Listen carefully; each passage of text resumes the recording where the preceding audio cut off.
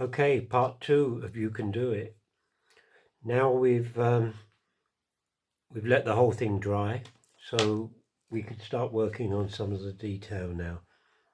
First of all, let's have a look at the boat. We need a little bit of general colour in it, but nothing as strong as the sea and the sky and the sand. And I've put in a few lines to indicate where you've got planks of wood or I don't know what the official term is. Anyway, all I'm going to do is just tint them. So I've got a structure to work to. Here we go, that's enough. There's a bit of colour in it. Underneath, normally they're painted a stronger colour. So we're going to do that. We're going to put in a red, take it down. I'm sorry, I don't know the nautical terms for all these parts. So the underneath is good enough. There we go. Right, oops, got a bit of something on there. Now, the back as well, probably part of it will be painted, so I'll bung that in. Down there. And then maybe even make it darker still. Just flood in a bit of dark. Don't want to cover it all, you want to leave a bit of the red showing. Give it something. The whole idea of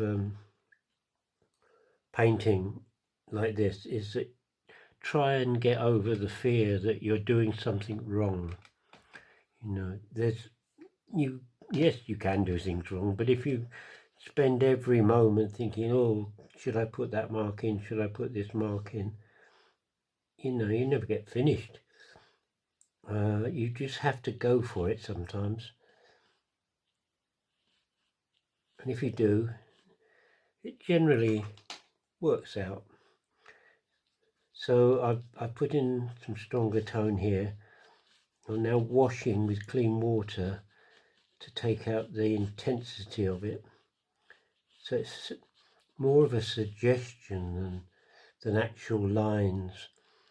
You don't want solid lines around everything. There's nothing kills a painting quicker than that, unless you're perhaps doing obviously something with pen and ink, and that's a different kettle of fish altogether.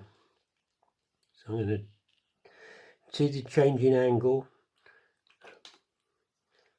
This is coming up the side of the boat, that's the back of the boat. And just clean water again, just blend the whole thing in. Right, just going to adjust the chair, it's better. We haven't put any details in yet, that comes later on. All we're doing is washing in tones. I'm going to put some dark here, really just to break up the back from the side. So that's that. Okay, we can leave the boat for a minute. Oh no, I know what we'll do. We just do the inside bit. So I'm mixing up a darker tone, a bit of blue. This bit that's inside here, actually it kind of clashes with the water, doesn't it? So we'll make it more darker. That's it. I'm just leaving a little light lip there, which I can work on later on. Okay, let's move on. Let's see what we've got here. We've got a boat here. We can change the colour. Perhaps blue isn't the ideal. Let's have a green. We haven't got any green in there yet. So I'll put a bit of green in. Then do the same as I did down here. Put some dark in underneath.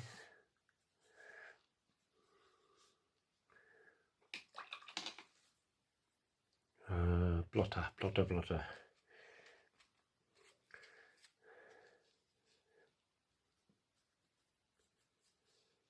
Okay, that's it. That's all you need to do at the moment. Maybe the back of the boat.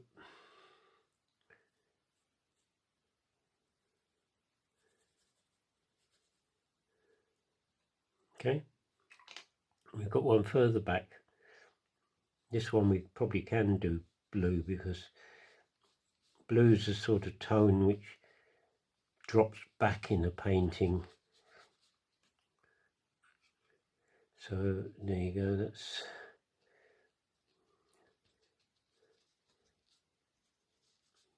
going in there.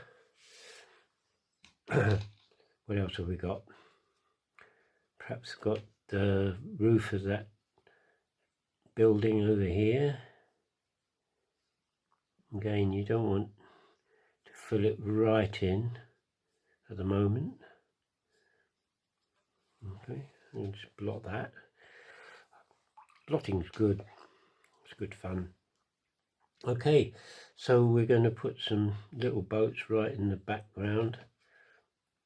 Let's just pop them in. They don't have to be much, really, just a mark, basic shape. And leave that, don't touch it. Okay, now I said that there was over here there's a pencil line, which if I tried to rub it out now, maybe it would come out a little bit, but it wouldn't be easy because of the paint that's on top of it. So I'm going to put some headland.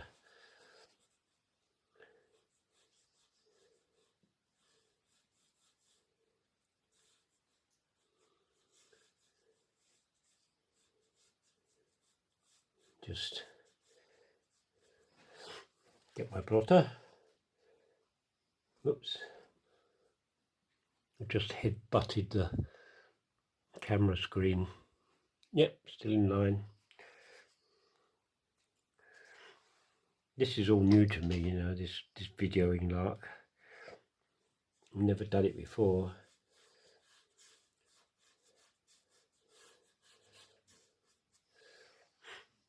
Mind you, I do talk to myself a lot when I'm painting. Kind of, perhaps not as much as I'm doing here, but okay, and a few light and dark areas, and we can leave that for the time being. Okay, let's just fill in a bit of space. There's some space up here. Whoops, what's that colour? Where did that come from?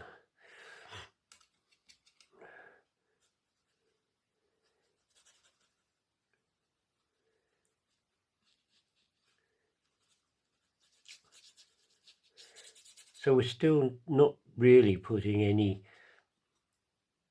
details in.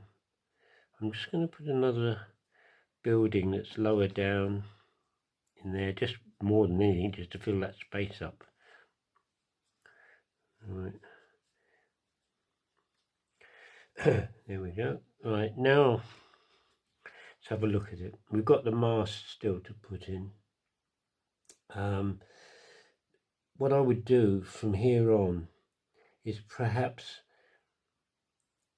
just look all over the picture, decide if there's anything general that you're not happy with, and change it now rather than get involved in the details. Like, for instance, I'm not over happy with this water, but normally I use rough paper, and this time I haven't got rough paper. I've got very smooth.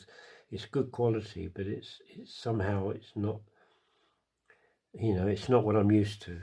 So we'll work on this a bit later on, but let's have a look at these balloons. Okay, now this is the fun part. Oh, done it again. It's either my head, which is too big,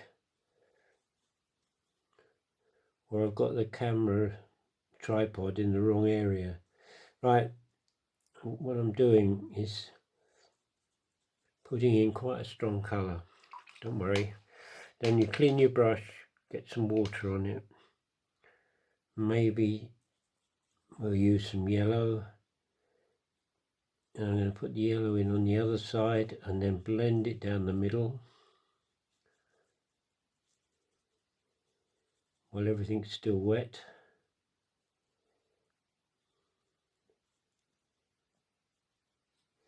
Okay, we'll do the other one. So I'm going to do this blue and put in fairly strong colour one side. I'll use the yellow again on the other side, and then blend it together. Of course, then we get green.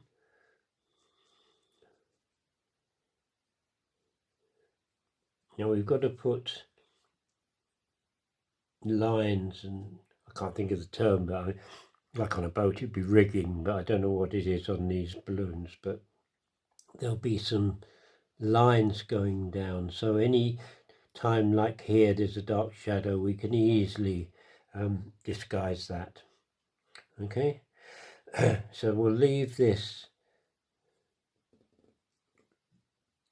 like that. Oops, that wasn't intended, never mind. Straighten her up a bit. Okay, and we'll leave it.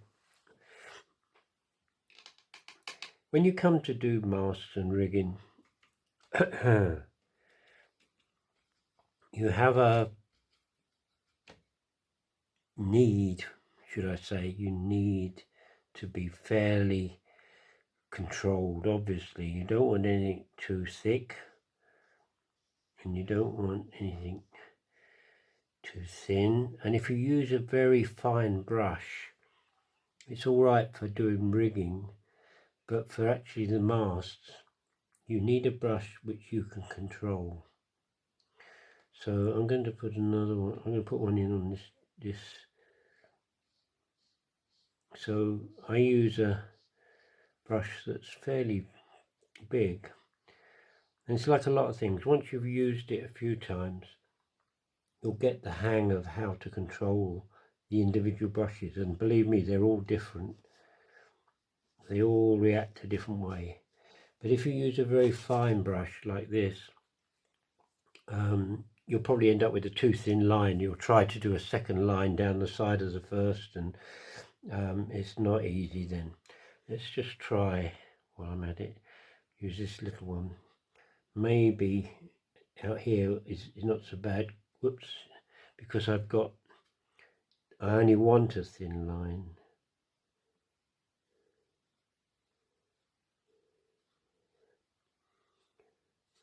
Right, and I've got two boats there as well, haven't I? So let's put another one in there. Okay, right.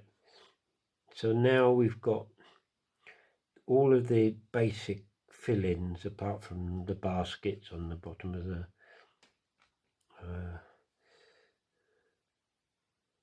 thing. So I might as well put a square in there just for now. Why not? Yeah, I've got a little light area to the side, which I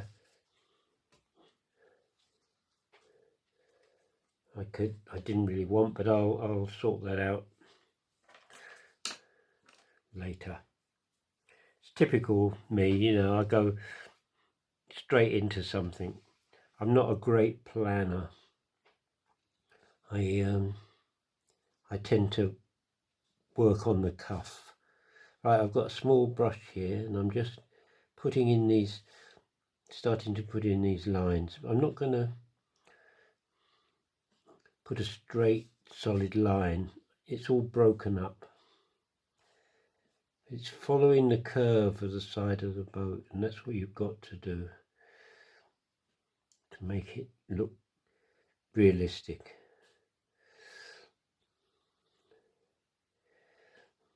Now I've got a confession to make.